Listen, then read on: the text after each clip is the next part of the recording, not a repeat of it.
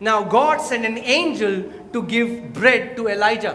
अब परमेश्वर ने एक स्वर्गदूत को भेजा एलिया के पास उसको रोटी देने के लिए। Now Elijah is hungry again. और एलिया को दोबारा भूख He's लगी। waiting for an angel. तो एलिया वेट कर रहा है कि एक और स्वर्गदूत आएगा रोटी लेके। And now a raven comes. लेकिन इस बार एक कौवा आता है। काला काला। Why God?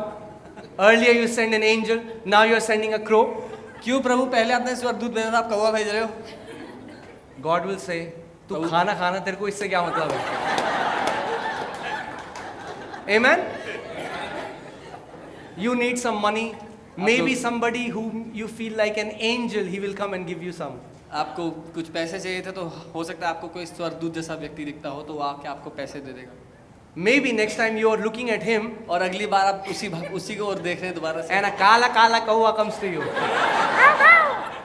which you feel, man, this man is like not good, and God sends him to help you, to tell you that he is your helper.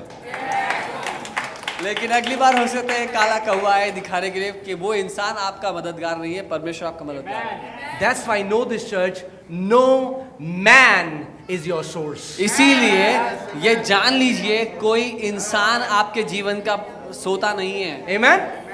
Come on, turn to your neighbor and say, no man is my source.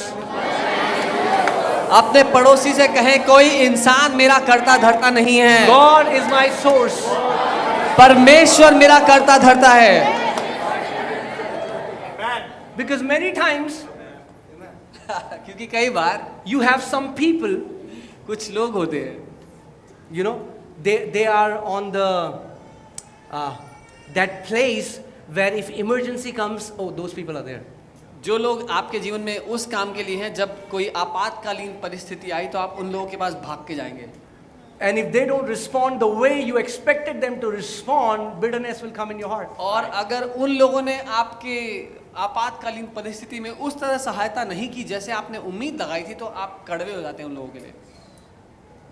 In the book of Ephesians chapter 6, Bible says, when you do something for someone, इफिसियों में Bible कहती है जब आप किसी के लिए कुछ करते हैं, it's God who will do it for you. तो परमेश्वर है जो उसके पलटे में उसके बदले में आपके लिए करेगा।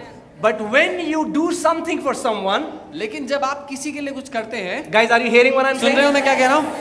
I want to tell you something मैं कुछ बताना important. चाहता हूँ। When you do something for someone जब आप किसी के लिए कुछ करते हैं and expect them to do the same thing for you, और उस इंसान से उम्मीद करते हैं कि वापसी में वो भी आपके लिए वैसा ही करे, it's a trap. तो ये एक फंदा है। पता है उसका बर्थडे था, मैंने उसको 3000 का सूट दिया, जब मेरा बर्थडे हुआ उसने मुझे 200 रुपए की कुर्ती दी।